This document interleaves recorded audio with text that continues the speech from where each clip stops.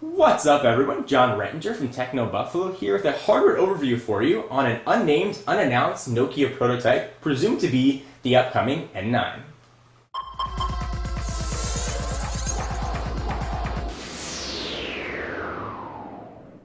What's up everyone, John Rettinger from Techno Buffalo here with a hardware overview for you on an unnamed, unannounced Nokia prototype presumed to be the upcoming N9.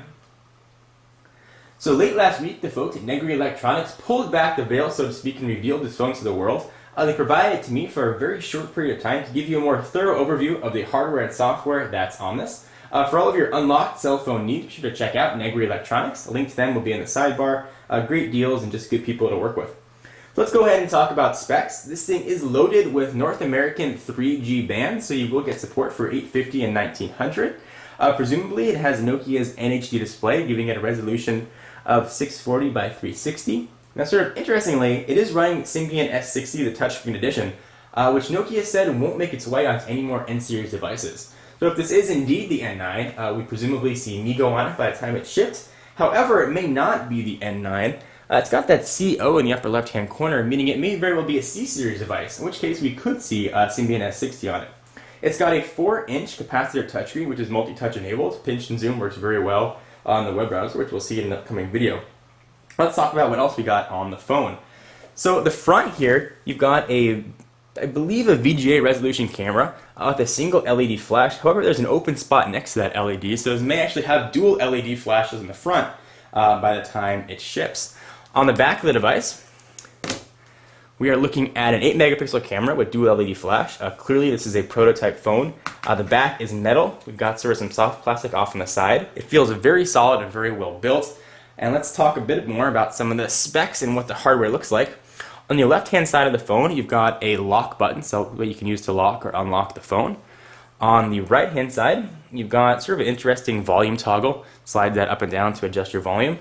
You've got your expansion card right here, which I thought for a while was actually a physical button, but it's not. And you've got a dedicated camera button right there. Just a microphone and lanyard port on the bottom. Speaker on the front, that's not a button. On the top, a 3.5mm headset jack. You've got a power and another lock button. And underneath this guy, we've got your micro USB port and HDMI out. Something kind of neat and we're trying to see with a lot more phones. This is a slider, this sort of unique slider mechanism, so let me show that to you. Phone slides right out. It sort of feels very solid when it does it as well. And you get sort of that ergonomic raise, something we saw on the Tilt a while ago. And the keyboard is actually very easy to use. The keys are raised, there's a lot of tactile feedback. Clearly this is not a North American keyboard. There's some letters on there which I've never seen before. Presumably they are Finnish. So also we look at the phone here. We've got a very large space bar. The period is right next to it, but that period doesn't actually work. You've got your 4-way navigation keys here. You've got a nice sort of 3-row QWERTY keypad. The numbers are inlaid on the top row. It is a capacitive touchscreen. The touchscreen is actually much more responsive than I thought it was going to be and worked pretty well. The slider mechanism is interesting in itself. It's got sort of this raised hinge that comes up, so when the phone goes down, it slides back into place and it snaps up when you push on it. So it is indeed have a sort of a spring-loaded feel to it. Do that from the side so you can see what that looks like. So moving right along, and so there's a lot of things to talk about this phone. It's very thin, and for a QWERTY phone, that's certainly nice additions. We've seen some thicker QWERTY phones. It almost has the same footprint as a lot of slate phones. Let me bring in some of its competitors and some other phones you might be familiar with to sort of get a sense as to what this thing would actually look like in your hand and in your pocket. So 4-inch touchscreen is sort of a unique size. Let's take a look at the little bit larger Evo 4G. Even stacked on top of each other, there's not that much of a difference. And from a thickness standpoint, there's not much there as well. So next, we've got the iPhone 4.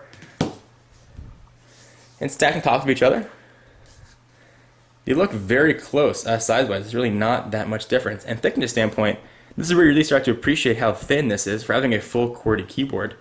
And sort of the last device I'll bring in, the iPhone 3GS, for the outgoing model, similar to what the 4 looks like, which almost looks downright fat compared to this N9 prototype, or presumed N9 prototype. So in an upcoming video, we're going to talk a bit more about the software that's on here. It is loaded, as I mentioned, the Symbian S60 Touchscreen Edition. We do have multi-touch and is a capacitive touchscreen, and it seems to work relatively well, actually. The touchscreen is very well calibrated. Makes me think that perhaps we will see S60 shipping on this, but again, a lot can change by the time this is shipped and announced. So anyway, guys, I am John Rettinger from Techno Buffalo. For all your tech news, be sure to check out the website, techno